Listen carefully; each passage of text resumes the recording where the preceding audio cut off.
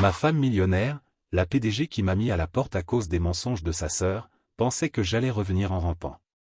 3 semaines plus tard, elle voulait savoir si j'avais réfléchi à tout. Je lui ai plutôt remis les papiers du divorce et sa sœur a complètement perdu la tête. Je m'appelle Ryan Keegan, et jusqu'à il y a 3 mois, je croyais vraiment vivre le rêve américain. Imaginez un type ordinaire, avec une carrière solide dans la gestion de projets, marié à l'une des femmes les plus influentes de la ville, Samantha Gison. Oui, la Gison qui apparaît sur la couverture de Forbes de temps en temps, la directrice générale d'Edison Luxe et Real Estate, une entreprise qui domine une bonne partie du marché immobilier de luxe, de Manhattan au Hampton. Quand les gens découvraient que j'étais marié à Samantha, leur réaction était toujours un mélange de surprise et de jalousie. En théorie, nous formions le couple parfait. Elle apportait l'argent, la réputation et le carnet d'adresses. Moi, selon ses propres termes, j'apportais l'équilibre, la stabilité et cette touche d'homme vrai, qui la gardait les pieds sur terre. Traduction, j'étais le rappel qu'il existait encore un monde en dehors des bureaux aux murs de verre et des voitures à 6 chiffres. Nos photos de mariage auraient pu sortir d'un magazine de design.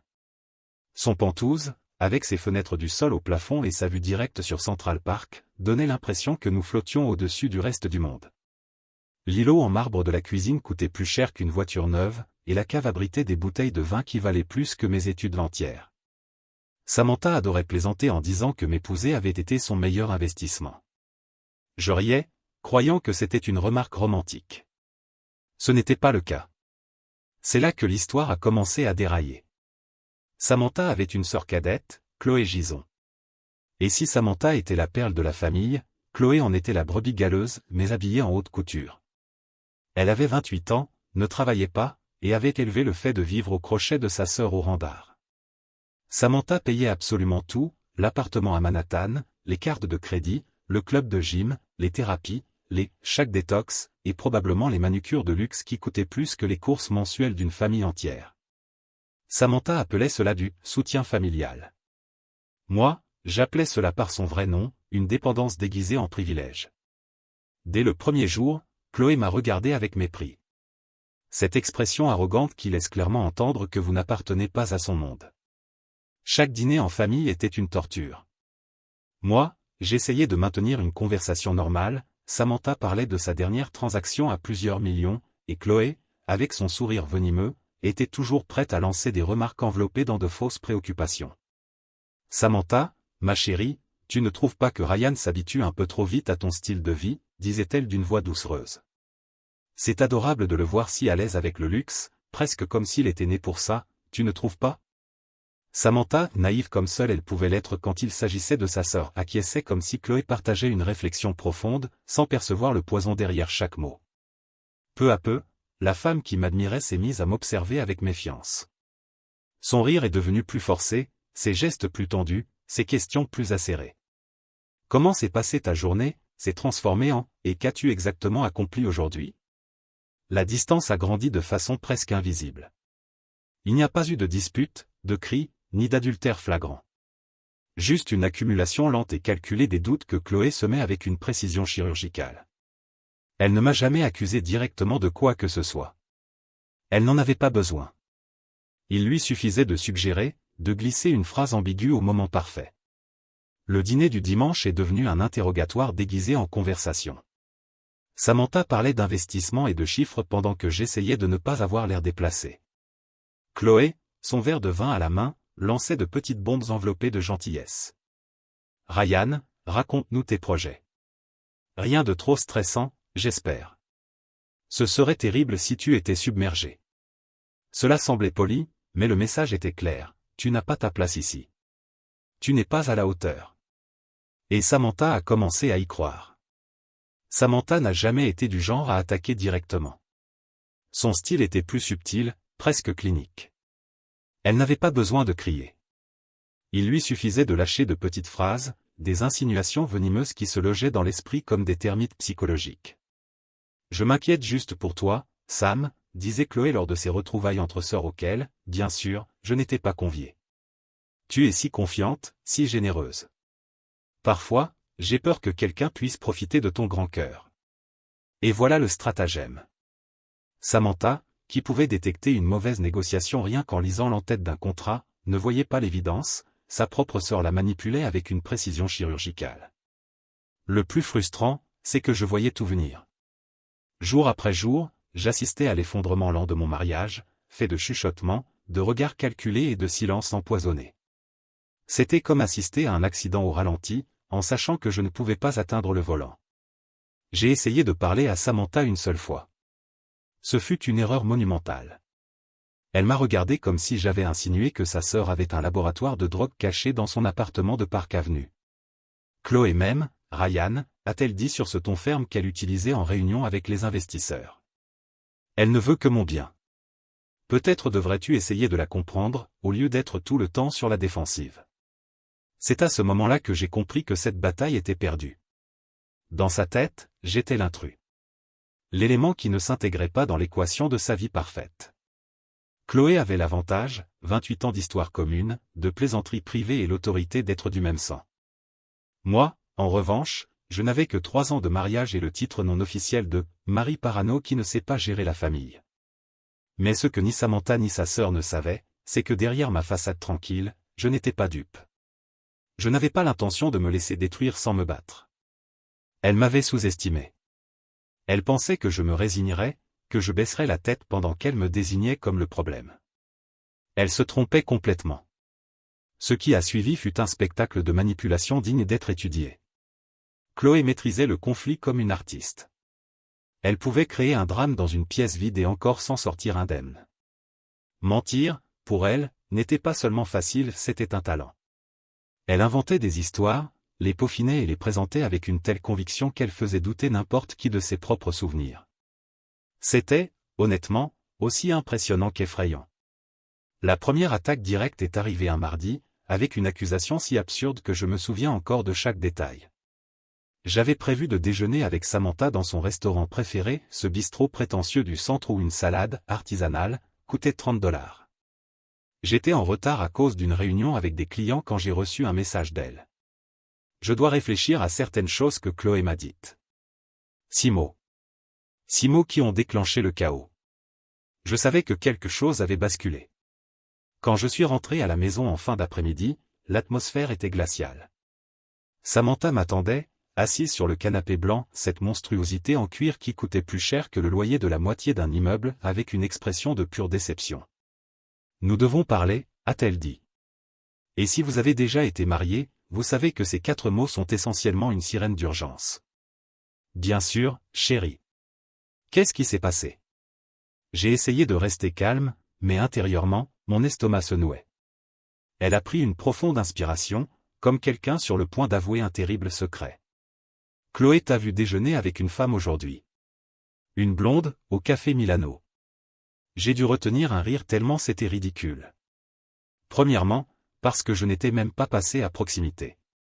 J'avais passé toute la journée dans une salle de réunion à discuter de planning de construction avec 3 quinquagénaires. Deuxièmement, la seule blonde à qui j'avais parlé de la journée était la serveuse du Starbucks qui, en plus, avait mal orthographié mon nom sur le gobelet, même après que je lui ai plaidé. Mais cela n'avait aucune importance. Chloé avait planté la graine et Samantha l'arrosait avec dévotion. Chérie, j'ai passé toute la journée en réunion. Je peux te montrer mon agenda, mes emails, je peux même demander les enregistrements des caméras de sécurité de l'immeuble, si tu veux. J'ai parlé en essayant de garder la voix ferme. Mais quand il s'agissait de Chloé, les preuves n'avaient jamais d'importance. Ces mensonges fonctionnaient par l'atmosphère, par le contexte. Elle construisait des récits où j'étais toujours le méchant et elle, la sœur inquiète, essayant d'épargner une souffrance à Samantha. Ce n'est pas seulement pour aujourd'hui, Ryan, a dit Samantha, répétant presque mot pour mot ce qu'elle avait sans doute entendu de sa sœur. J'ai remarqué des choses, que tu t'habilles mieux, que tu passes plus de temps au bureau, que tu fais plus attention à ton apparence. Je l'ai regardé, incrédule. Sérieusement? Je m'habille mieux parce que c'est toi qui as acheté mes vêtements. Je reste plus au travail parce que nous avons signé 3 nouveaux contrats. Et je prends soin de mon apparence parce que je suis marié à l'une des femmes les plus brillantes de la ville, je veux être à la hauteur, ne pas te faire honte lors des événements. Mais la logique ne sert à rien quand quelqu'un a déjà décidé que vous êtes coupable. Samantha avait ce regard froid, le même qu'elle utilisait quand elle savait qu'elle allait remporter une négociation. Elle avait déjà formé son opinion. Maintenant, elle ne cherchait que des arguments pour l'étayer. Les soupçons sur l'argent sont venus ensuite. Parce qu'apparemment, ce n'était pas assez d'être le prétendu mari infidèle, maintenant, j'étais aussi un profiteur. Selon Chloé, je détournais des fonds pour des affaires occultes et j'utilisais les contacts de Samantha à mon profit personnel. Ironique, étant donné que la seule activité rémunérée de Chloé était de dépenser l'argent de sa sœur. Ce soir-là, Samantha m'a montré quelques relevés bancaires. Regarde, Ryan. Tes virements. Il y a des mouvements vers des comptes que je ne reconnais pas, a-t-elle dit sur un ton accusateur. C'est là que j'ai failli éclater de rire. Ces virements mystérieux étaient l'argent que je mettais de côté en secret pour la surprendre avec un voyage en Italie pour notre anniversaire. Les comptes inconnus étaient marqués dans ma propre application bancaire avec des libellés comme « Fête anniversaire » et « Voyage Italie ». Sauf que Chloé avait pris des captures d'écran sous des angles si stratégiques que tout semblait incriminant, comme si elle était une enquêtrice forensique qui n'avait jamais réussi à obtenir son diplôme. Samantha, tout ça, ce sont des économies pour ton cadeau d'anniversaire, ai-je expliqué. Je peux ouvrir le compte maintenant et te montrer tout ce qu'elle a déformé.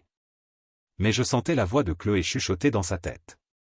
Il a très bien pu préparer cette histoire comme couverture au cas où tu découvrirais quelque chose. C'est là que j'ai réalisé que j'avais affaire à un niveau de paranoïa digne d'une théorie du complot.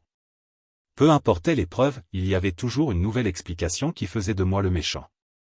C'était comme jouer aux échecs avec quelqu'un qui change les règles à chaque fois qu'il est sur le point de perdre. Le pire, ce n'était pas les accusations. C'était de voir Samantha se transformer en quelqu'un de méconnaissable. La femme qui me faisait autrefois confiance les yeux fermés, qui me défendait contre tout le monde, analysait désormais chacune de mes phrases comme s'il lui fallait 3 sources indépendantes pour les vérifier. Mes amis ont essayé de me prévenir. Marc, du travail, m'a emmené boire un verre et m'a dit « Mon frère, ta belle-sœur est du poison pur. » Samantha la laisse tout manipuler comme si elle était une marionnette. Jason, quant à lui, a été plus direct. Tu dois anticiper. Si tu n'agis pas maintenant, cela va complètement dérailler. Chloé t'a dans le collimateur et elle n'arrêtera pas avant d'avoir obtenu ce qu'elle veut. C'est ce que Jason m'avait dit. Mais j'ai été têtu. J'ai cru que l'amour surpasserait toute manipulation, que 3 ans de mariage pèseraient plus lourd qu'une vie entière de dépendance affective et de liens familiaux basés sur l'intérêt. J'ai pensé que Samantha finirait par voir le jeu de sa sœur et qu'elle ouvrirait les yeux. J'avais profondément tort. La confrontation qui a tout changé a eu lieu un jeudi soir. Je m'en souviens bien parce que nous devions regarder la fin de la saison de cette série sur les millionnaires aux problèmes ridicules, celle qui rendait les nôtres triviaux. Mais à la place, Samantha m'attendait dans le salon avec ce qui ressemblait à une présentation corporative, des emails imprimés, des relevés bancaires surlignés et même une frise chronologique de mes prétendues infidélités. Tout ce matériel d'enquête portait la marque indéniable de Chloé, bien que Samantha présente le tout comme si elle l'avait découvert elle-même. Je ne peux plus continuer comme ça, Ryan, a-t-elle dit, d'un ton aussi froid qu'un hiver à Manhattan. Chloé ne me mentirait jamais sur quelque chose d'aussi grave. Elle m'aime, elle me protège, et tout ce qu'elle m'a dit est cohérent. À cet instant, j'ai su que j'avais perdu. Non à cause de quelque chose que j'avais fait, mais parce que Chloé avait joué la partie sur le long terme, avec une précision chirurgicale. Elle était parvenue à convaincre Samantha qu'aimer était synonyme de se méfier, que faire confiance était de la naïveté et que la sœur, celle qui depuis des années lui pompait son argent et son énergie, était plus digne de confiance que le mari qui construisait un futur à ses côtés. En y repensant, j'aurais dû voir les signes. Mais quand on est au milieu de l'ouragan, il est impossible de percevoir la tempête qui se forme alentour. La maison qui était autrefois notre refuge était devenue officiellement un territoire ennemi. Dans les films, quand le protagoniste voit son monde détruit, il y a de la musique dramatique, du ralenti, une mélodie de trahison. Dans la vie réelle, non. Dans la vie réelle, il n'y a que le silence insupportable de l'impact. Se faire expulser de sa propre maison n'a rien de cinématographique. C'est humiliant. C'est dévastateur. C'était un vendredi d'octobre. Je m'en souviens parce que les feuilles de Central Park commençaient à changer de couleur, et j'ai repensé à nos promenades là-bas lors de notre premier automne ensemble. Ironie pure, le cerveau s'accroche aux détails les plus inutiles juste au moment où tout s'effondre. Je suis rentré du travail en desserrant ma cravate, imaginant un week-end tranquille, commander le plat préféré de Samantha, regarder quelque chose de léger sur Netflix, la routine d'un couple normal.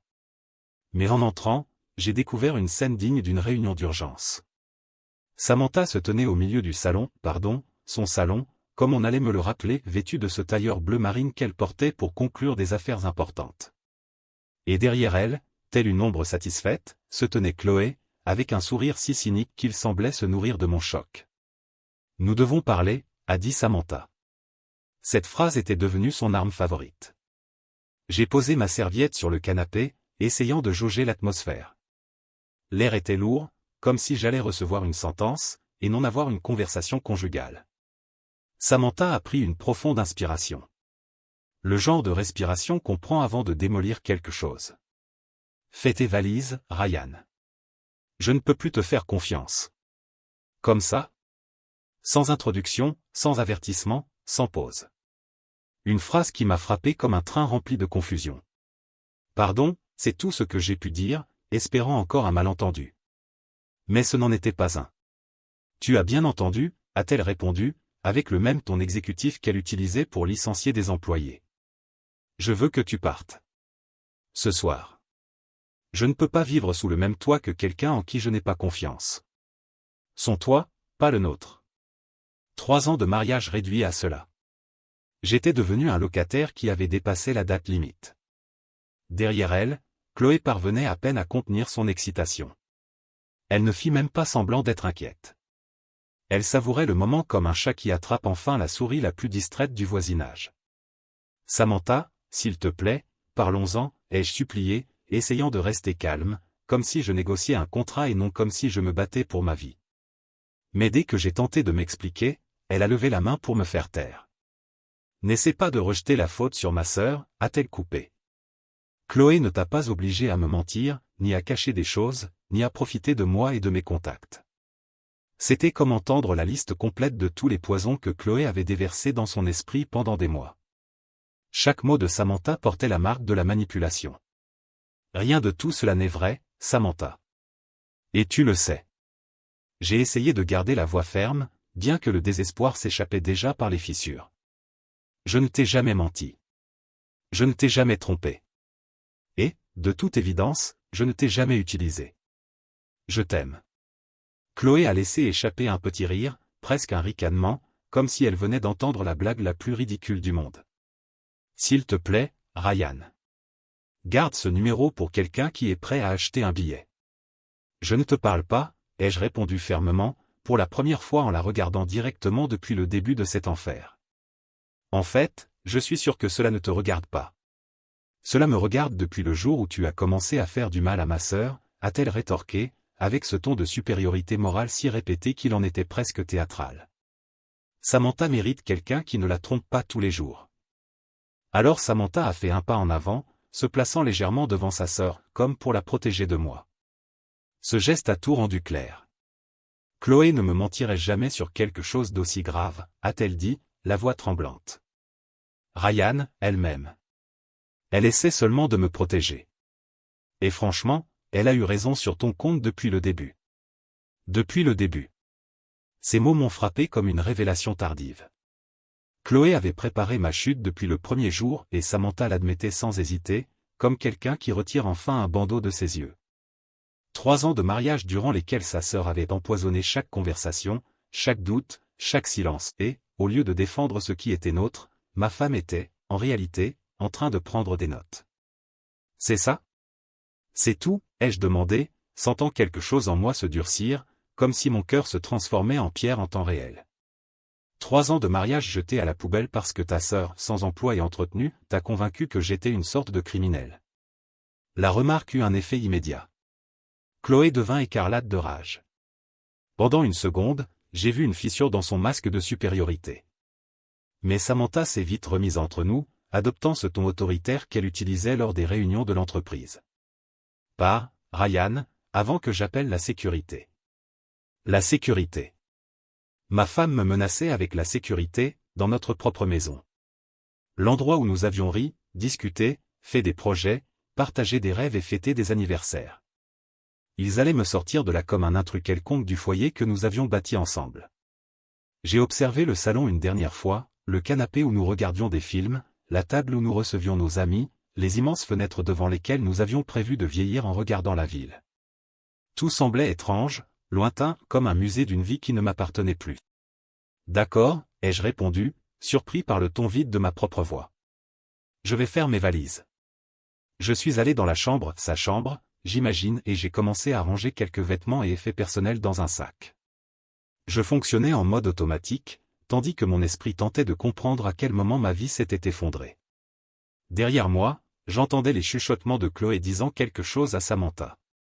Probablement une remarque venimeuse pour sceller sa victoire.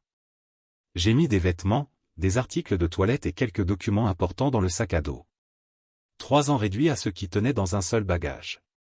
Chloé est restée plantée sur le pas de la porte, m'observant avec la même froideur qu'un garde surveillant un prisonnier quittant sa cellule.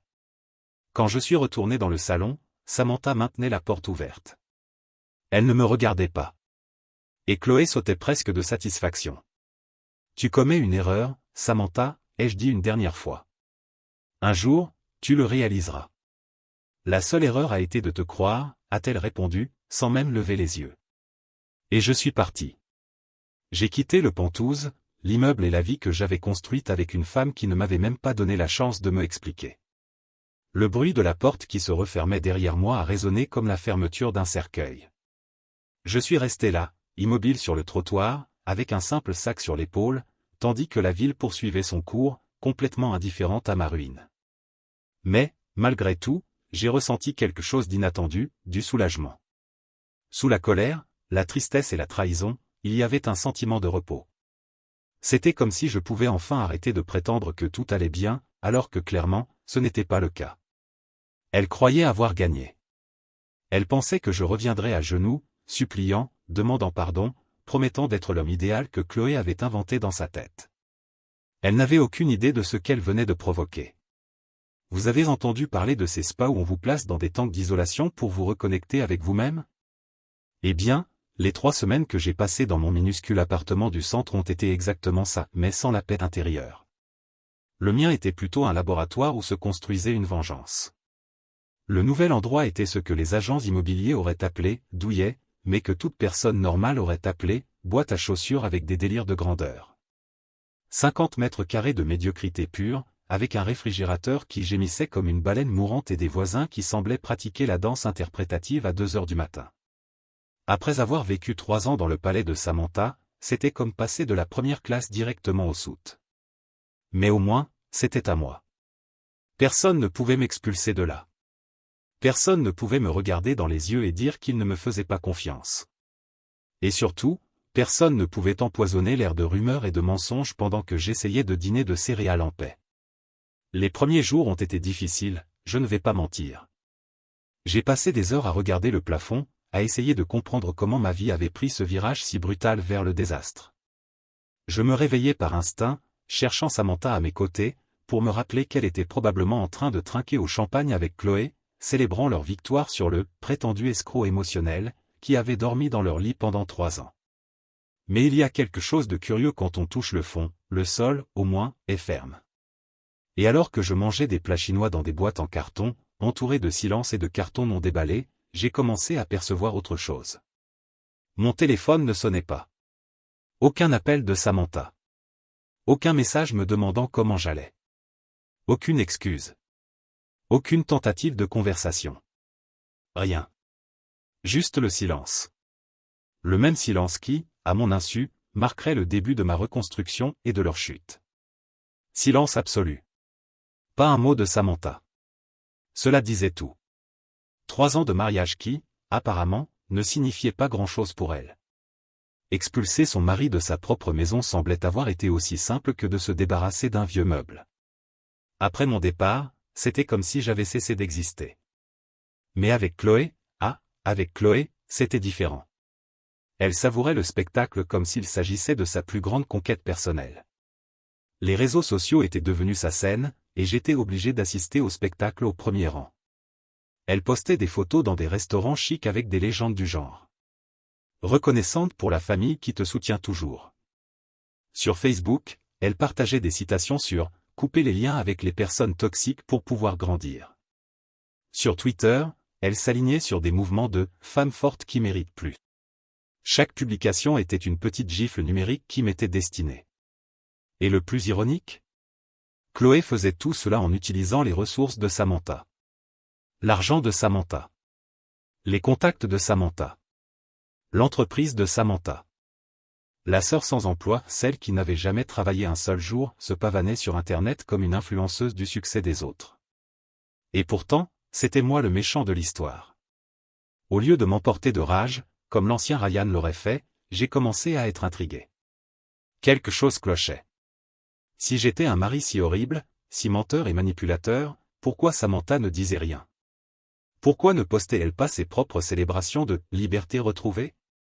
Pourquoi était-ce Chloé qui menait toute la campagne publique tandis que Samantha restait dans un silence étrange? C'est alors que j'ai commencé à observer les détails.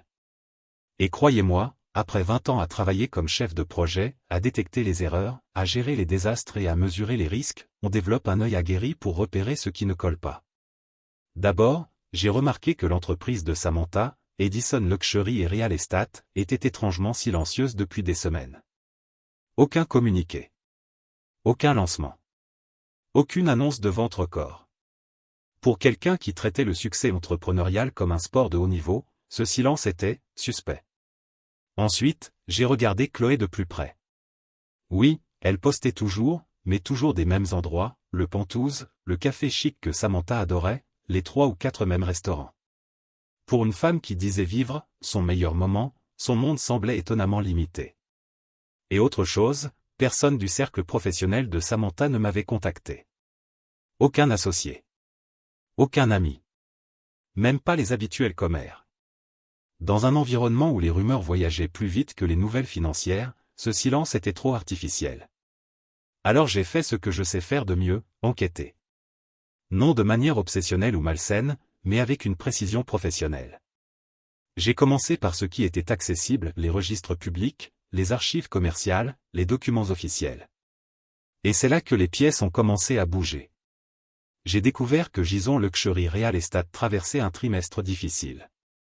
Quelques grands projets s'étaient effondrés. 2 investisseurs avaient retiré leurs fonds. Et un projet de développement immobilier, le chouchou de Samantha depuis 2 ans, rencontrait des problèmes réglementaires.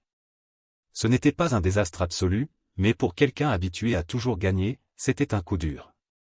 Puis je me suis souvenu du contrat de mariage. Oui, ce contrat que Samantha m'avait fait signer quand nous croyions encore que notre amour était invincible, et qui était supposé me protéger, au cas où quelque chose de mauvais arriverait à son entreprise. À cette époque, Samantha était une autre personne, aimante, empathique, protectrice. Pas une dirigeante paranoïaque à la merci d'une sœur manipulatrice. Très peu de gens le savent, mais un contrat de mariage peut se retourner contre celui qui l'a rédigé, selon les clauses et la manière dont le divorce se déroule. Et dans notre cas. Si la partie la plus riche, Samantha, initiait la séparation en utilisant de fausses accusations ou refusait de rechercher une médiation, les clauses commençaient à jouer en ma faveur. Et c'est exactement ce qu'elle avait fait.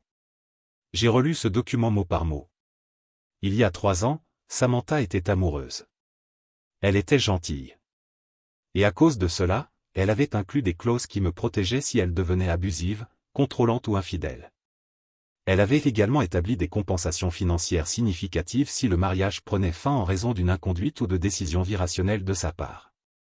En d'autres termes, expulser son propre mari à cause des mensonges d'une sœur oisive et refuser le dialogue plaçait Samantha directement sur le terrain dangereux prévu par le contrat.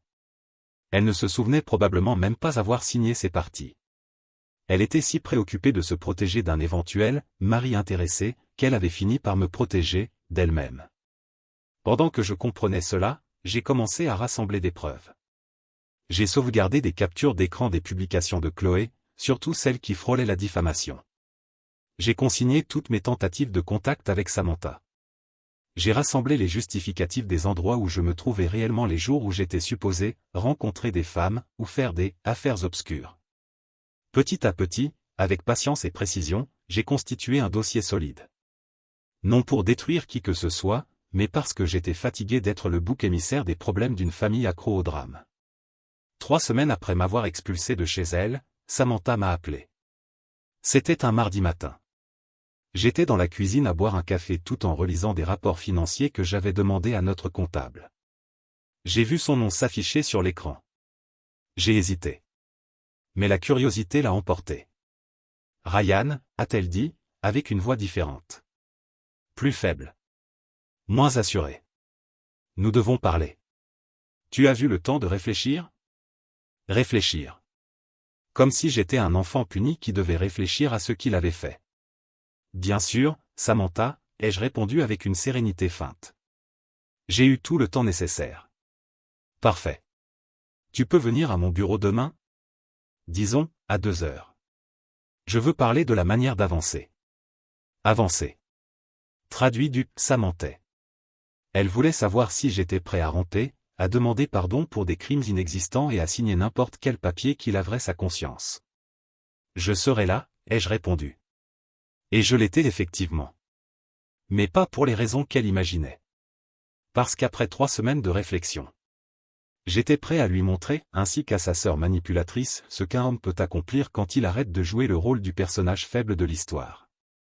Vous connaissez cette sensation à une table de poker quand vous avez une quinte flush royale et que tous les autres pensent que vous êtes sur le point de perdre tous vos jetons? C'était exactement cette sensation. J'étais assis dans mon petit appartement d'Ecati le lendemain matin de l'appel, en train de boire un café qui avait le goût d'avoir été filtré dans une serviette de sport, mais je le buvais quand même, essayant de me préparer pour la présentation la plus importante de ma vie. Elle avait décidé que notre conversation aurait lieu dans son bureau. Bien sûr. Pourquoi discuter de l'effondrement d'un mariage dans un endroit neutre, quand on peut le faire au cœur de son empire, entouré de ses subalternes et des symboles de son pouvoir?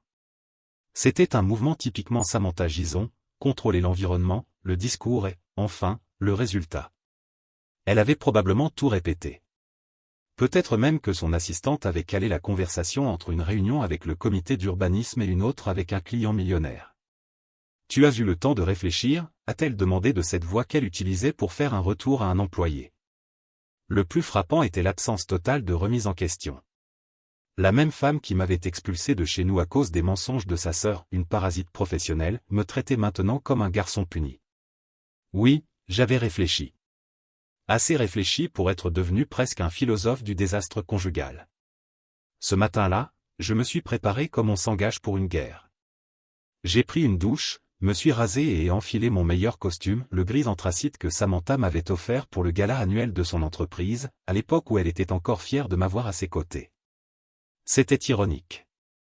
J'allais utiliser un cadeau de sa part pour la confronter et démonter les illusions qu'elle avait elle-même nourries. Mon porte-document était mon arme secrète, noir, en cuir, élégant, de ceux qui font présumer que vous transportez des documents capables de changer le cours d'une réunion. C'était aussi un cadeau d'elle, pour notre 2e anniversaire avant qu'elle ne commence à penser qu'avoir un mari chef de projet était une honte. À l'intérieur, tout était préparé avec précision. Des copies du contrat de mariage avec les clauses pertinentes surlignées, des relevés bancaires, des justificatifs, des captures d'écran des publications de Chloé et des preuves de mes véritables emplois du temps les jours où j'étais supposé l'avoir trompé ou trahi. Mais la vraie force de ma stratégie n'était pas dans ce que j'apportais, mais dans ce que je n'apportais pas. Parfois, la meilleure tactique est de laisser ses adversaires croire qu'ils connaissent le jeu tandis que vous gardez la carte gagnante pour le moment opportun. Je suis arrivé à l'immeuble 20 minutes à l'avance. Ponctualité, une de ces habitudes de la classe moyenne que je n'avais jamais abandonnée. Le hall était une vitrine de marbre et de verre, un monument à l'argent. Le garde de sécurité m'a salué comme si rien n'avait changé. Il se souvenait probablement des fois où j'étais passé par là avec des fleurs ou son déjeuner favori, imaginant que mon soutien signifiait encore quelque chose. J'ai pris l'ascenseur pour le 15e étage en écoutant cette musique instrumentale sans âme, conçue pour distraire ceux qui sont en route vers leur propre jugement. La réceptionniste, Nathalie, si ma mémoire était bonne, a souri avec cette gentillesse corporative qui n'atteint jamais les yeux. Monsieur Kagan, cela fait un moment. Madame Edison vous attend dans la salle de conférence. La grande salle. Celle avec les immenses fenêtres qui dominent la ville. Celle qui servait aux réunions avec les investisseurs et les autorités. Autrement dit, Samantha ne voulait pas seulement parler. Elle voulait qu'il soit clair qui détenait le pouvoir. Je me suis assis dans la zone d'attente et j'ai observé les employés de Gison Développement aller et venir. Certains m'ont reconnu. Ils étaient venus à notre mariage. M'avaient félicité. Maintenant, il commentait probablement ma disparition soudaine et répétait la version colportée par Chloé. Je doutais que quiconque connaisse la vérité. Dans cet environnement, tout semblait urgent, même s'il ne s'agissait que de drames personnels avec un vernis professionnel. Mais si Samantha voulait me traiter comme un problème corporatif, j'étais prêt à jouer selon ses règles. Mon téléphone a vibré. Un message de mon avocat. Document prêt. Allez-y à fond. Pendant qu'elle célébrait sa prétendue victoire, j'avais fait ce qu'elle n'aurait jamais imaginé. J'avais consulté un sérieux conseil juridique. À 2h pile, Nathalie est réapparue avec le même sourire poli que toujours. Madame Edison va vous recevoir maintenant. J'ai traversé le couloir décoré de photos de Samantha serrant la main d'hommes politiques et de chefs d'entreprise. Ce bureau était son royaume, un monument à l'autosuffisance et au contrôle. Dans quelques minutes, je allais lui montrer à quel point ce pouvoir n'était qu'une illusion. La porte s'est ouverte. Et elle était là, assise à la tête de la longue table en acajou, impeccable comme toujours. Mais j'ai perçu quelque chose de différent, de la fatigue, de la tension, peut-être même l'ombre d'un doute. À sa droite, bien sûr, se tenait Chloé. Installée comme si elle était la consultante personnelle de la PDG. Rien de surprenant, la femme qui avait provoqué toute la crise ne raterait pas l'occasion d'assister à mon « humiliation ». « Ryan », a dit Samantha, indiquant la chaise en face d'elle. « Assieds-toi, je te prie. » Je me suis installé lentement et ai posé le porte-document sur la table avec un calme calculé. Toutes deux l'ont regardé, imaginant peut-être que j'apportais une pathétique liste d'excuses. « Merci d'être venu », a-t-elle commencé sur son ton d'exécutive. « J'espère que ces semaines t'ont permis de réfléchir à ce qui s'est passé. » Ce qui s'est passé. C'est ainsi qu'elle nommait le désastre, comme si notre mariage avait implosé par combustion spontanée, et non à cause des mensonges de sa sœur. J'ai beaucoup réfléchi, oui, ai-je répondu, en maintenant ma voix stable. Bien plus que tu ne l'imagines. Chloé se pencha en avant, avec ce sourire narquois que j'avais détesté depuis le premier jour.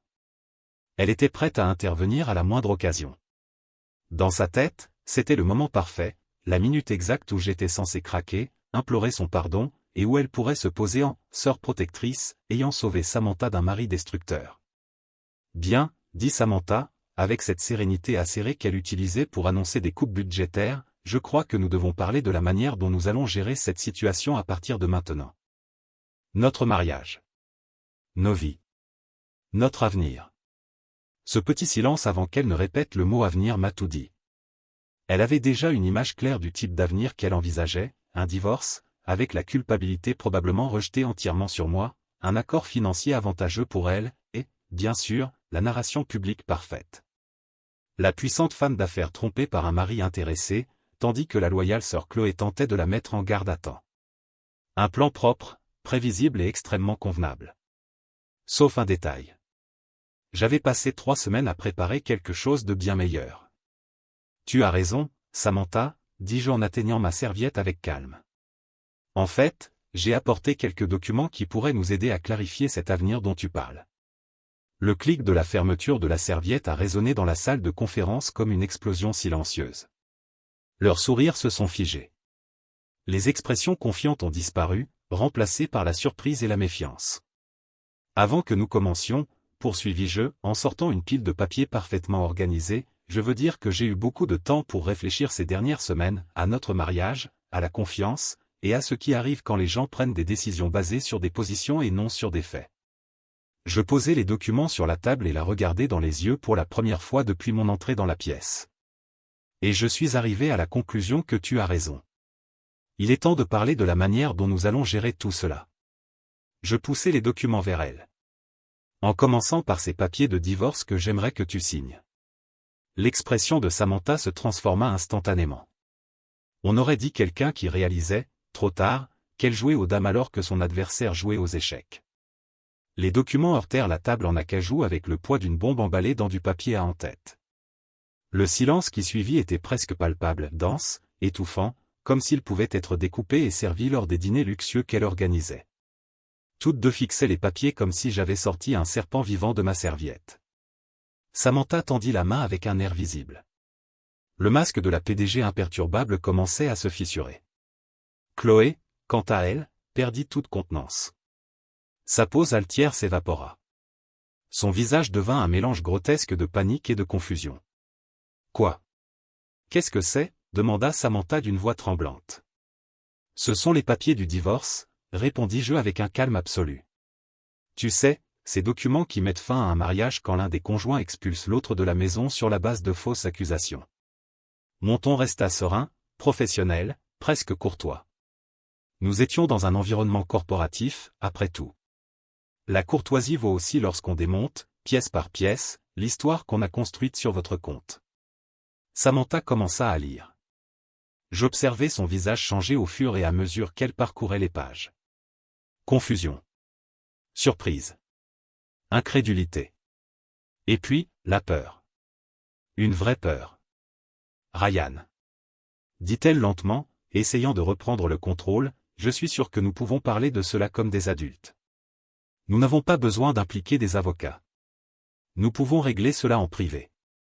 En privé. Traduction, elle voulait contrôler la narration, étouffer l'affaire, réparer son image tout en sauvant le peu de dignité qui lui restait. Bien sûr que nous pouvons parler comme des adultes, répondis-je avec un léger sourire. Tu es un adulte. Je suis un adulte. Et voici les résultats adultes de tes décisions adultes. Curieux comme cela fonctionne, n'est-ce pas? Chloé, qui était restée silencieuse jusqu'alors, explosa. Tu ne peux pas faire cesser Dia, hurla-t-elle, frappant la table si fort que les verres d'eau tremblèrent. Tu ne peux pas entrer ici et détruire la vie de ma sœur juste parce que tu as l'accent aigu démasqué. Et voilà. Le masque était enfin tombé. La sœur protectrice avait disparu, révélant la vraie Chloé, mue par la peur et la rage. Démasquée en train de faire quoi, exactement, demandai-je, la regardant froidement. Je t'en prie. Éclaire-moi. Tu sais parfaitement ce que tu as fait, cria-t-elle d'une voix aiguë. Les aventures. L'argent. Les mensonges. Les aventures, répétai-je calmement. Tu veux parler des fois où j'étais supposé être vu au café Milano alors que j'étais en réunion, avec des témoins? Ou de la mystérieuse blonde qui était en fait une serveuse qui ne sait même pas épeler mon nom correctement sur un gobelet? Elle devint écarlate, complètement hors d'elle. Et les comptes cachés, insista-t-elle. Je pris mon téléphone, le déverrouillai et ouvris délibérément, lentement, l'application de ma banque. Tu veux parler de ceci? Je tournai l'écran vers Samantha. Fonds anniversaire. Voyage Italie. C'était une surprise romantique. Si tu veux, je peux envoyer les justificatifs directement à ton service juridique. Le visage de Samantha blêmit. Elle était arrivée à la partie la plus savoureuse du document, les clauses du contrat de mariage. Tout y était très clair. Ce qui se passait quand le mariage prenait fin en raison d'un comportement irrationnel, de décisions impulsives, d'accusations infondées et d'une rupture de confiance causée par le conjoint le plus riche. Ryan. Murmura-t-elle d'une voix éteinte, très différente de celle de la PDG. Je ne me souviens pas avoir accepté ces conditions. Tu as insisté pour les inclure, répondis-je avec sérénité. Tu voulais que je me sente en sécurité. Tu voulais que je ne pense jamais que tu pourrais utiliser ton argent comme une arme si les choses tournaient mal. L'ironie était si épaisse qu'on aurait pu paver des rues avec elle. Samantha avait, sans le savoir, créé le mécanisme légal qui me protégeait désormais. Chloé se pencha par-dessus l'épaule de sa sœur et se mit à lire avec désespoir. Son visage blêmit. Puis vira au vert. Elle avait compris. Elle avait saisi l'inévitable. Sa vie de confort dépendait entièrement de Samantha. Et Samantha venait de tout ruiner en suivant ses mensonges. Samantha, tu ne peux pas signer ça, chuchota Chloé, presque suppliante. Il doit y avoir une autre solution. Lutter contre quoi? Répondit Samantha, toujours en train de lire, sans me regarder. Contre le contrat de mariage que j'ai moi-même exigé? Contre les preuves que Ryan ne m'a pas trompé? Ou contre le fait que je l'ai expulsé de chez nous sans rien vérifier? Puis elle leva les yeux vers moi. Et pendant un instant, juste un instant, je vis la femme dont je suis tombé amoureux il y a 4 ans. Intelligente, brillante, puissante, mais aussi humaine. Vulnérable d'une manière qu'elle laissait rarement transparaître derrière son armure corporative. Combien? Demanda-t-elle à voix basse. Feignant de réfléchir quelques secondes, je répondis bien que je connaisse chaque clause et chaque chiffre par cœur depuis des semaines. Conformément au contrat de mariage que tu as toi-même rédigé, et compte tenu des circonstances de notre séparation, le montant de la pension alimentaire s'élève à 30% de tes revenus nets pour les 5 prochaines années. De plus, tu dois effectuer un paiement unique de 2,4 millions de dollars dans les 60 jours suivant le jugement de divorce. Chloé émit un son entre un rire nerveux et un étouffement, comme si elle suffoquait d'incrédulité. 2,4 millions, Samantha? C'est de la folie. Tu ne peux pas payer ça. L'entreprise, les dépenses, les dettes de jeu. Les dettes de jeu, répétait-je doucement, la coupant. Et je laissai les mots résonner, acérés, précis, délibérés. Toutes deux se figèrent. Même le silence sembla se durcir. Un instant, on aurait cru que tout l'immeuble retenait son souffle. Des dettes, de jeu, répéta Samantha, lentement. Et je sus, c'était le moment. Le moment parfait pour commencer la véritable démolition. Avez-vous déjà vu une démolition contrôlée au ralenti? D'abord, les piliers explosent. Puis tout s'effondre, étage par étage, jusqu'à n'être plus que poussière. C'est exactement ce qui arriva à la façade de Chloé Gison à cet instant. Quelques secondes plus tôt, elle jouait encore la sœur inquiète, la martyre de l'histoire. La seconde suivante, elle bondit de sa chaise comme si elle avait été électrocutée. Espèce de salaud de menteur. Manipulateur. Tu ne peux rien prouver. Ah, mais voilà son erreur monumentale. Les accros au jeu laissent toujours des traces. Et ceux qui croient être plus malins que tout le monde, laissent des chemins entiers. La trace de Chloé était aussi grande qu'un reçu de course du Black Friday. Mais quand cette trace inclut de détourner de l'argent de l'entreprise de sa propre sœur pour alimenter des paris. Ce n'est plus une erreur, c'est une route illuminée au néon menant droit en prison. Samantha la regardait comme si elle était face à une parfaite étrangère. Des dettes de jeu, Chloé, de quoi parle-t-il? De rien, hurla-t-elle d'une voix aiguë, presque inhumaine. Il invente. Il veut te distraire avec ses propres mensonges. Mes mensonges, répétai-je, en ouvrant calmement la serviette pour en sortir une épaisse enveloppe. Tu fais référence à ceci? Je posai l'enveloppe sur la table avec une délicatesse chirurgicale. Silence absolu. Seul le bourdonnement de la climatisation remplissait la pièce. Ce sont des relevés bancaires, expliquai-je du ton dégagé qu'on utilise pour commenter la météo. Ils ne sont pas à moi, bien sûr. Les miens ont déjà été plus qu'examinés. Ceux-ci, poursuivis-je en faisant glisser les pages, appartiennent à divers comptes à l'étranger ouverts avec le crédit professionnel et le numéro de sécurité sociale de Samantha Edison. Toute couleur avait déserté le visage de Samantha. Qu'est-ce que tu racontes, Ryan? Le plus intéressant, continuai-je en ouvrant les documents avec un calme presque cruel. C'est que quelqu'un a transféré de l'argent des comptes opérationnels d'Edison Luxury et Real Estate vers ses fonds à l'étranger pendant 18 mois. Cela a commencé par de petites sommes. 5 000 ici, 10 000 là. Puis les montants ont augmenté. Chloé chancela en arrière, comme si la table était faite de lave. Toi, tu n'as pas pu obtenir ça. C'est impossible. Je souris avec la tranquillité prédatrice d'un requin qui sent le sang dans l'eau. Disons qu'être marié à une directrice générale m'a donné des contacts intéressants dans le monde des enquêtes financières. Quand on paye assez, aucune trace ne reste invisible. Je pris une feuille séparée avec des surlignages colorés. Ici, par exemple, des retraits fréquents dans des casinos d'Atlantic City, Las Vegas. Et mon préféré, un site de poker en ligne appelé Lucky Ladies Last Chance. Très bon goût. Très discret. Samantha se rapprocha pour lire par-dessus mon épaule. Sa respiration s'accéléra. Chloé, dis-moi que ce n'est pas ce que je crois. Ce n'est pas ça. Il a tout inventé. Il veut me faire porter le chapeau parce qu'il s'est fait prendre. J'ouvris la galerie de mon téléphone avec une théâtralité digne de Shakespeare. Curieux, Chloé, pour quelqu'un qui prétend être victime d'un coup monté, tu prends beaucoup de selfies devant des tables de jeu. Les photos étaient nettes. Parfaites. Chloé souriant devant des machines à sous. Des tables de blackjack. De poker. Les dates et lieux correspondaient exactement aux retraits bancaires.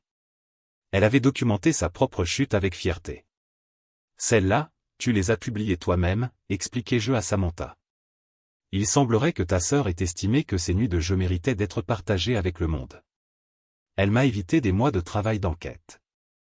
Samantha la fixa avec un mélange dévastateur de rage et de déception. Tu m'as volé? Volé mon entreprise, Chloé? Je n'ai rien volé. Hurla-t-elle, en sueur, son mascara coulant. J'ai juste emprunté. Je allais tout rembourser. J'étais sur une bonne série. Je laissais échapper un rire sec. Une bonne série? D'après ces registres, tu as perdu 473 000 $ en 1 an et demi. Si c'est une bonne série, je n'ose imaginer une mauvaise. Le chiffre s'abattit sur elle comme un coup de massue invisible. Samantha dut s'appuyer sur la table pour ne pas s'effondrer. 473 000. Répéta-t-elle, la voix brisée. Chloé, c'est presque la moitié de notre fonds d'urgence. Cela aurait été plus, ajoutai-je calmement. Mais les transferts ont attiré l'attention du système antifraude de la banque. Apparemment, quand quelqu'un commence à transférer de l'argent vers des comptes de paris à l'étranger, les banques deviennent un peu nerveuses. Qui l'aurait cru? C'est là que Chloé perdit complètement le contrôle. Elle se mit à hurler, pas des mots, mais un rugissement brut, sauvage, une explosion de fureur informe.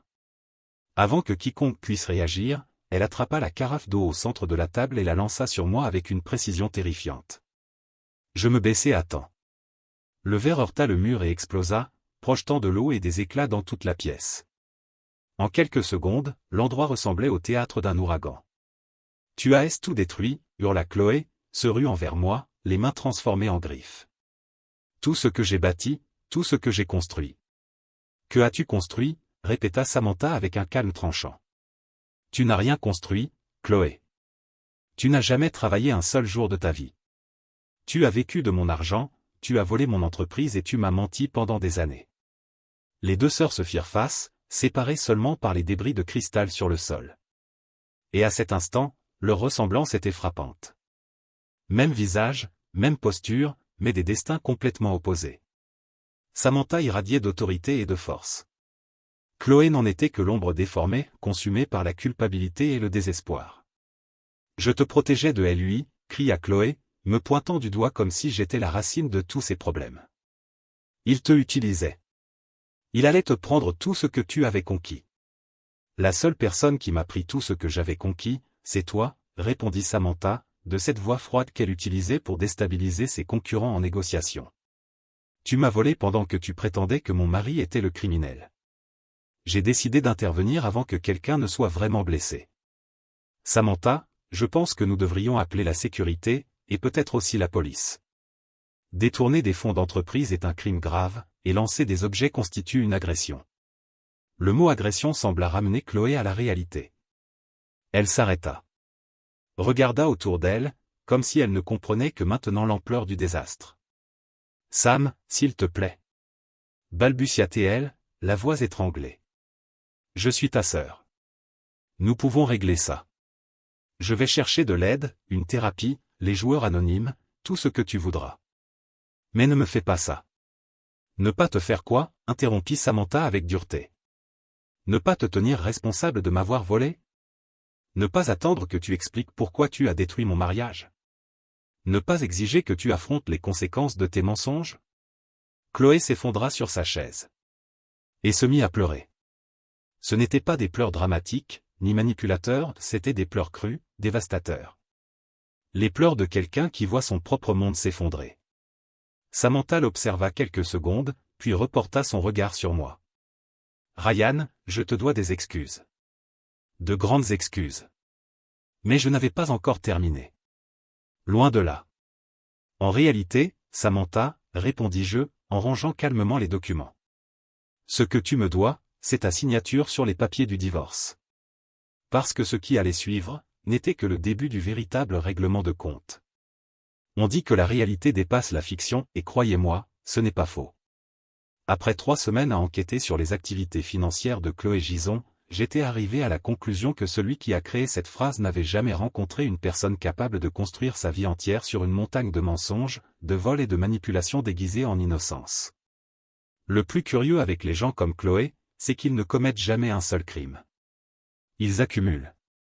Ils accumulent les fraudes. Ils accumulent les tromperies. Ils accumulent les dettes. Et ils ne peuvent tout simplement pas s'arrêter. Alors que Chloé pleurait et que Samantha la regardait comme si elle voyait un fantôme, j'ouvris à nouveau ma serviette. En réalité, dis-je en sortant un autre dossier encore plus épais. L'histoire des paris n'est que la partie émergée de l'iceberg. Samantha me regarda avec un mélange d'incrédulité et d'épuisement.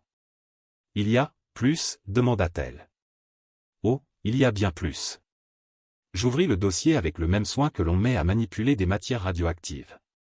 Quand on engage un véritable enquêteur financier, de ceux qui facturent en un jour ce que beaucoup gagnent en un mois, il ne se contente pas de l'évidence. Il traque tout. Il suit chaque piste. Il reconstruit des chemins que personne d'autre n'est capable de voir. Chloé cessa de pleurer. Et me fixa avec la terreur pure de quelqu'un qui réalise enfin qu'il n'y a pas d'issue possible. Ce que nous avons découvert, poursuivis-je, en étalant les documents sur la table comme des cartes gagnantes lors d'une partie de poker. C'est que notre chère Chloé G est un véritable réseau de fraude. Le premier document était un rapport de crédit si détruit qu'il semblait avoir passé par une déchiqueteuse. 17 cartes de crédit ouvertes au nom de Samantha Gison. Avec un plafond total dépassant les 600 000 $. Samantha resta immobile. Un portrait vivant de quelqu'un traversant toutes les étapes du deuil en quelques secondes. Surprise. Colère. Tristesse. Et, enfin, l'acceptation glacée d'une vérité impossible à nier. Les cartes étaient toutes à leur limite, continuai-je. Comme si quelqu'un avait décidé de les pousser vers l'effondrement absolu. Et bien sûr, les mensualités se payaient toutes seules. Je marquai une pause significative. Durant les 2 dernières années, les paiements automatiques ont été débités directement des comptes d'Edison Luxury et Real Estate. J'imagine que votre service financier a cru qu'il s'agissait de dépenses légitimes de l'entreprise. Samantha dégringola. Littéralement. Le silence qui suivit était assez lourd pour fissurer du béton. Je le brisai en posant une autre feuille sur la table, un document couvert de surlignages colorés, comme si un arc-en-ciel y avait été pulvérisé. Voici la liste complète, ajoutai-je, croisant les bras. Prêt personnel, crédit professionnel, et quelque chose que, honnêtement, je ne savais même pas exister. Un stimulus de style de vie de luxe. Si vous voulez mon avis, cela ressemble à une invention de 3 types dans un sous-sol facturant des intérêts qui feraient rougir un usurier. Chloé commença à émettre de petits sanglots étouffés, comme quelqu'un qui réalise enfin qu'il n'y a plus de retour possible. Samantha, quant à elle, avait cette expression que je connaissais bien. Le regard froid, les lèvres tendues, le front buté exactement ce qui apparaissait quelques secondes avant qu'elle ne détruise quelqu'un en réunion d'affaires. « De quel montant exact parlons-nous » demanda-t-elle, d'un ton si plat et distant qu'il me donna des frissons. Quiconque connaissait Samantha aurait su, c'était le prélude à la tempête. Je marquai une pause théâtrale, relisant mes notes comme si je ne connaissais pas chaque chiffre par cœur. En additionnant les pertes liées au jeu, les dettes de cartes, les prêts et les intérêts accumulés, nous parlons d'environ 1,2 million de $. Le tout méticuleusement transféré sur votre crédit personnel et celui de votre entreprise. L'air devint dense. Immobile. Le seul bruit était le ding lointain de l'ascenseur. Samantha fixait les documents comme si elle voyait quelque chose d'incroyable. Chloé semblait partager entre pleurer, s'évanouir ou sauter par la fenêtre du 15e étage. Mais ne vous inquiétez pas, il y a plus, annonçai-je avec calme, comme qui introduit le second acte d'une pièce. Parce qu'avec quelqu'un qui a transformé le parasitisme financier en art, un simple crime ne suffit jamais. Il y a toujours une seconde couche. Une touche de créativité dans l'arnaque. De ma serviette, je sortis une autre pile de papier, des titres de propriété, des hypothèques, des contrats de prêt.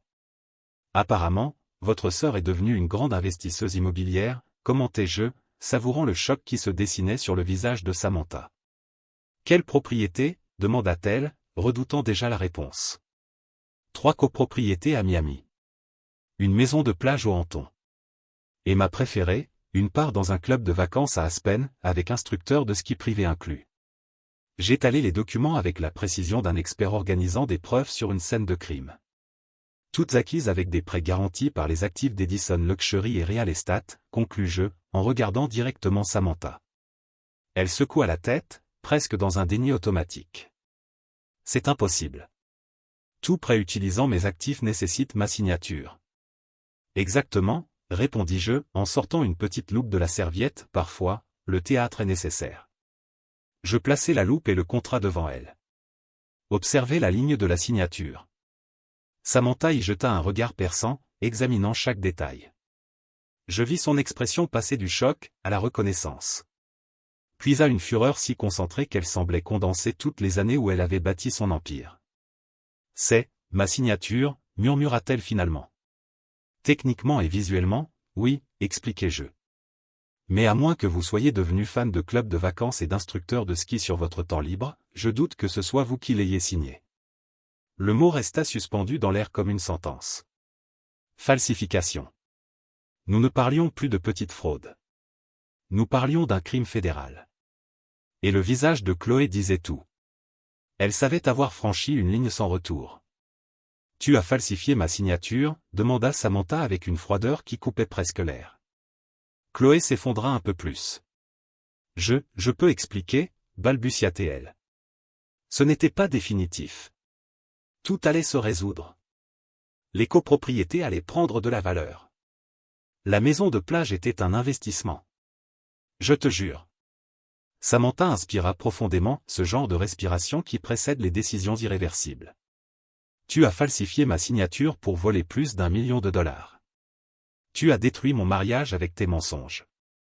Tu as vécu à mes crochets et tu as détruit tout ce que j'ai bâti. C'était presque hypnotique.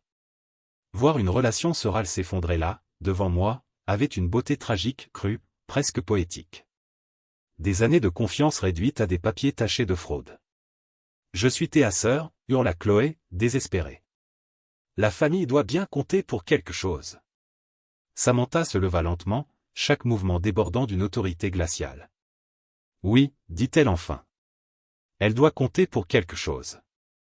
Et c'est précisément pour cela que ce que tu as fait est impardonnable. Elle prit son téléphone avec un calme qui en était presque effrayant. À qui tu téléphones ? Demanda Chloé, bien que nous le sachions tous. À la police, répondit Samantha sans élever la voix. Ensuite, à mon avocate. Et à ma comptable. Probablement au FBI. Cela implique des frontières étatiques. Ce n'est plus seulement du vol. C'est un crime fédéral. Chloé s'effondra en larmes, des pleurs secs, sans espoir, de quelqu'un qui réalise que sa vie est finie. Puis Samantha leva les yeux vers moi. Au milieu de la tension, des documents et du naufrage émotionnel dans cette pièce, pour la première fois depuis longtemps. Je vis quelque chose qui ressemblait à du respect dans son regard. « Ryan, je dois te demander une chose, » murmura-t-elle. « Existe-t-il une chance que nous arrangions cela? Que nous réparions les choses ?» Je restai silencieux quelques secondes.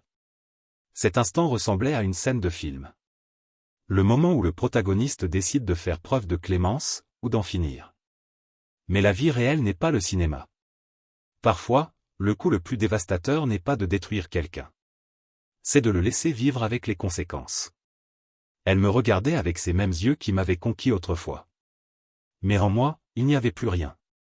L'empathie avait disparu, remplacée par une sérénité glacée. Je me levai, rangeai les documents avec calme et lui adressai mon dernier regard. « Il n'y a rien à réparer, Samantha, dis-je lentement. Il ne reste qu'à ce que chacun affronte ce qu'il a causé. » Je quittai la pièce, laissant derrière moi l'écho de sa respiration tremblante, les sanglots étouffés de sa sœur et le bruit lointain de mes propres pas s'éloignant de plus en plus. Il n'y eut pas de cri. Ni de demande de pardon. Ni de réconciliation. Seulement le silence qui reste lorsque la vérité abat enfin tout ce qui semblait solide. Et, même si j'aurais pu dire que cela a fait mal. La vérité est que j'ai ressenti quelque chose de bien plus puissant. La liberté. Les mêmes yeux qui un jour m'avaient convaincu de demander Samantha en mariage. Les mêmes yeux qui m'avaient fait croire que j'étais l'homme le plus chanceux du monde quand elle avait dit « oui ». Les mêmes yeux qui, le jour de notre mariage, m'avaient regardé avec tant d'amour et de confiance que j'avais pleuré devant plus de 300 des personnes les plus influentes de Manhattan. Maintenant, c'étaient ces mêmes yeux qui suppliaient que je la sauve du désastre qu'elle avait elle-même provoqué. « Existe-t-il une chance que nous arrangions cela ?» demanda-t-elle d'une voix si fragile que, brièvement, cela faillit me faire mal de l'entendre. « Arranger cela ?» répétai-je lentement, me levant et rangeant les documents avec le même calme méticuleux qui avait caractérisé toute cette présentation. Chaque papier retournait dans la serviette, comme si je clôturais une réunion impeccable. Arrangez cela, répétais-je. Goûtant les mots. Essayant de comprendre dans quelle langue elle parlait. Samantha, ma chère, je crois que tu ne comprends plus ce que cela signifie vraiment. Derrière elle, Chloé avait cessé de pleurer assez longtemps pour nous observer. Son désespoir s'était transformé en calcul, comme si elle essayait de déterminer si, en cas de réconciliation entre Samantha et moi, elle pourrait échapper à l'enfer juridique qu'elle avait créé. Peut-être espérait-elle que sa sœur la protégerait à nouveau, couvrirait ses crimes, pardonnerait ses mensonges. Comme toujours. Mais cette époque était révolue. Je sais que j'ai commis des erreurs, dit Samantha, essayant de préserver une once de dignité tandis que son monde s'écroulait. J'ai fait confiance à la mauvaise personne. J'aurais dû te croire. Elle fit un geste vague en direction de sa sœur, toujours affaissée sur sa chaise comme une statue coûteuse sur le point de se briser. Au lieu d'elle. Au lieu de ton mari. Au lieu de l'homme à qui j'ai promis amour, respect et confiance jusqu'à la fin. Au lieu de l'homme qui a consacré 3 ans de sa vie à construire quelque chose avec moi pendant que ma sœur me volait dans le dos et m'empoisonnait contre toi. Chaque mot frappait Samantha comme un coup invisible. Je voyais son corps se ratatiner un peu plus à chaque phrase. Mais la vérité, c'est que les conséquences ne comprennent pas les sentiments. Peu importait le nombre d'excuses qu'elle présentait ou ses regrets. Les conséquences étaient simplement là, lourdes, définitives, implacables. Ryan, s'il te plaît. Dit-elle finalement, avec une douleur réelle dans la voix. J'ai tout gâché, mais nous pouvons recommencer. Reconstruire. Faire les choses bien cette fois. Recommencer. Comme si les 3 derniers mois n'avaient été qu'une simple dispute conjugale. Comme si je pouvais effacer de ma mémoire le moment où elle m'avait expulsé de chez nous sans écouter un seul mot. Comme si je pouvais oublier le ton absolu de conviction quand Samantha avait déclaré que Chloé ne me mentirait jamais sur quelque chose d'aussi grave. Et comment comptes-tu exactement faire bien, Samantha, demandai-je, refermant la serviette d'un clic qui résonna dans la pièce comme un point final. Vas-tu me rendre les 3 années que j'ai investies dans ce mariage? Vas-tu effacer l'humiliation d'avoir été expulsé de ma propre maison? Vas-tu supprimer le fait que, quand tu as dû choisir, tu as cru ta sœur menteuse, voleuse avant de croire ton mari, qui ne t'a jamais donné de raison de douter de lui? Le silence qui suivit était écrasant. Je la vis chercher des réponses qui n'existaient tout simplement pas. Tenter de construire des justifications dans un château de cartes déjà détruit. C'est le problème avec la confiance. Quand elle se brise vraiment, aucune excuse ne peut la reconstruire. Tu peux demander pardon 100 fois, promettre de changer, y croire. Mais tu ne peux pas désapprendre une fois que la vie t'a montré qui la personne est vraiment quand tout s'effondre. Et Samantha m'a montré exactement qui elle était. Une femme prête à détruire 3 ans de mariage sur la parole de quelqu'un qui l'a trompée en absolument tout. Ce n'était pas avec ce genre de personne que je voulais passer le reste de ma vie. Je t'aime, dit-elle, désespérée, jouant sa dernière carte, la carte de celle qui sait déjà avoir perdu. Je sais que j'ai tout ruiné, mais je t'aime, Ryan. Cela doit bien valoir quelque chose. Je la regardais en silence pendant plusieurs secondes. Oui, elle avait été le centre de ma vie pendant 3 ans. Brillante, puissante, la dirigeante infaillible. Mais aussi aveugle aux mensonges les plus évidents de sa propre sœur. Et à cet instant, je ne ressentais plus rien. Ni colère, ni tristesse, ni amour. Seulement un immense sentiment de clôture. Tu sais, Samantha, dis-je finalement. Je crois que tu penses vraiment m'aimer. Mais j'ai appris quelque chose sur ton genre d'amour. Il est conditionnel. Il dépend de ce que les autres disent. Il disparaît quand on te chuchote quelque chose de laid à l'oreille. Ce n'est pas de l'amour, ma chère. C'est de la convenance déguisée en affection. Chloé tenta de parler, mais je levai la main. Pas un mot, l'avertis-je, la regardant droit dans les yeux. Tu en as déjà dit assez pour une vie entière. Dans quelques minutes, la sécurité viendra te chercher. Et ensuite, tu expliqueras aux autorités comment tu as imaginé que voler plus d'1 million de dollars à ta propre sœur était une bonne idée. Je saisis ma serviette et me dirigeai vers la porte, laissant derrière moi les 2 femmes qui avaient détruit leur relation et une partie de l'empire de Samantha. Mais avant que je ne touche la poignée, j'entendis sa voix une dernière fois. Ryan. S'il te plaît. Ne t'en vas pas comme ça. Je sais que j'ai eu tort, mais nous pouvons régler cela. Je vais suivre une thérapie. Je ferai tout ce qu'il faudra. Nous pouvons sauver notre couple. Je m'arrêtai. Je la regardai une dernière fois. Et je sus que rien de ce que je pourrais dire ne changerait ce qui devait être dit. Il n'y avait plus rien à sauver. Les larmes commencèrent à couler le long de ses joues, silencieuses, délicates, aussi coûteuses que le maquillage qui se dissolvait à cet instant. Pendant un moment, je ressentis une pointe de compassion. « Tu veux savoir quelle est la partie la plus triste dans tout cela, Samantha ?» demandai-je à voix basse. « C'est que si tu m'avais simplement interrogé sur ces accusations. Si tu m'avais donné une seule chance de me défendre avant de décider que j'étais coupable, en te fiant exclusivement aux paroles de ta sœur. Rien de tout cela ne serait arrivé. Notre mariage serait intact. Ton entreprise serait stable. Et Chloé resterait ton problème. Pas celui du FBI. » J'ouvris la porte, laissant les bruits du couloir rompre l'atmosphère étouffante de la salle de conférence. Des téléphones qui sonnaient, des conversations normales, le simple vacarme d'un monde où les gens ne détruisent pas des vies sur la base de trahisons inventées. « Mais tu as choisi de la croire, Samantha, » poursuivis-je. « Tu as choisi de faire confiance à la pire version possible de moi, l'homme qui ne t'a jamais donné de raison de douter, et maintenant, tu devras vivre avec les conséquences de ce choix. » Je quittai cette pièce. Je quittai cet immeuble. Et finalement, je quittai la vie que j'avais construite aux côtés d'une femme qui, en fin de compte, m'était devenue une parfaite inconnue. Derrière moi, j'entendis Chloé s'effondrer en sanglots tandis que Samantha tentait de la calmer, mais leurs voix s'évanouirent lorsque les portes de l'ascenseur se refermèrent avec un digne feutré. Alors que les chiffres descendaient jusqu'au rez-de-chaussée, je réalisai quelque chose d'inattendu. J'étais léger. Plus léger que depuis des mois. Pour la première fois depuis le début de ce cauchemar. J'étais libre. On dit que la vengeance est un plat qui se mange froid. Et c'est vrai. Mais ce qu'on ne vous dit jamais, c'est que la meilleure vengeance, c'est de n'avoir besoin d'aucune vengeance. Parfois, ce qu'il y a de plus satisfaisant, c'est simplement de laisser l'univers ajuster les comptes pendant que vous construisez une vie meilleure, loin du chaos. 6 mois se sont écoulés depuis le jour où j'ai fermé cette porte au nez de Samantha Gison. Et je dois l'admettre, la vue depuis ma nouvelle réalité est spectaculaire. Je suis dans mon bureau. Pas dans ce minuscule box sans fenêtre où j'ai passé les mois du divorce, mais dans un véritable bureau, avec d'immenses fenêtres et une machine à café qui ne ressemble pas à une victime de guerre chaque fois qu'on l'allume.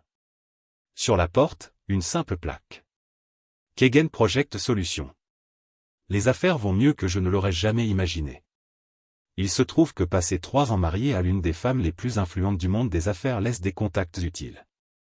Et quand ces mêmes contacts ont découvert que j'étais célibataire, disponible en freelance pour la gestion de projets, et que, selon eux, j'avais toujours été le vrai cerveau derrière plusieurs des grands succès de Samantha. Les téléphones n'ont plus arrêté de sonner. L'ironie ? Délicieuse. Samantha plaisantait en disant que j'étais son arme secrète dans les négociations.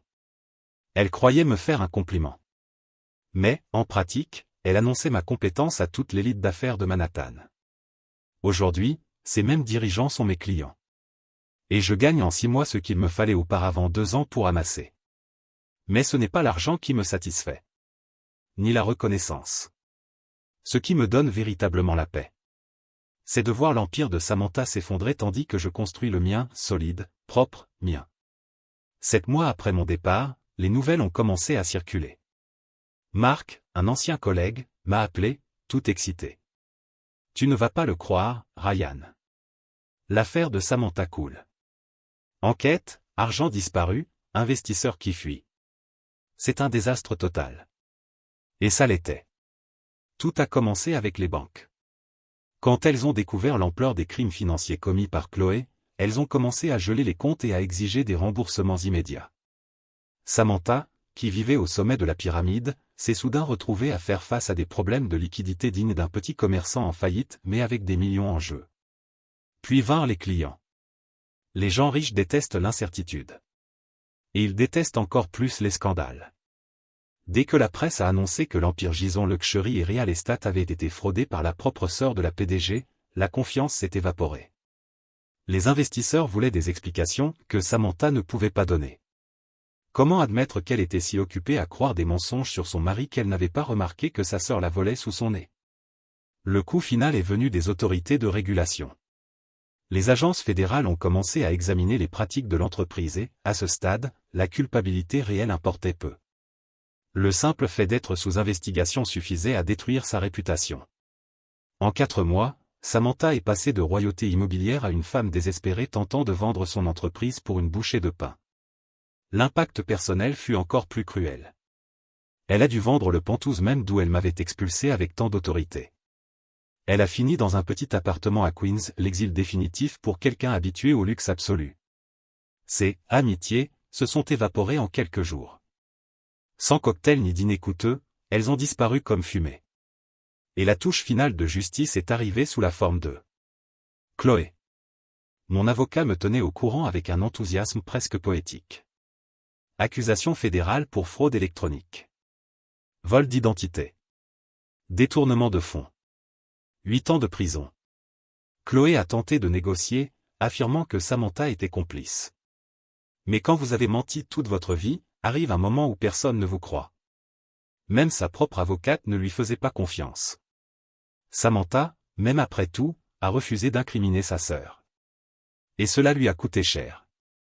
Sans accord, Chloé a fini dans une cellule apprenant la signification de vivre sans carte de crédit illimitée et sans assistant personnel.